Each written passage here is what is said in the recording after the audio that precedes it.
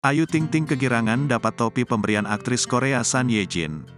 Ayu Ting Ting kegirangan mendapat topi pemberian aktris Korea, Son Ye Jin. Aktris Korea Son Ye Jin yang kini topinya ada pada Ayu Ting Ting adalah istri dari Hyun Bin. Topi yang kini dipakai Ayu Ting Ting ini tadinya dikenakan Son Ye Jin saat bulan madu bersama Hyun Bin. Ayu Ting Ting lantas memamerkan topi dari aktris ternama Korea Selatan, Son Ye Jin. Topi tersebut pernah dipakai Son Ye Jin saat pergi bulan madu bersama Hyun Bin. Namun, Ayu Ting Ting tidak mendapatkan topi tersebut langsung dari pemberian Son Ye Jin, melainkan dari temannya yang mendapatkannya. Ayu Ting Ting mengaku jika dirinya memalak temannya untuk memberikan topi langka tersebut karena pemberian Son Ye Jin langsung. @empok desain _Ica hahaha tante dapat topi ini langsung dari Eoni Ye Jin terus langsung aku pala hehehe.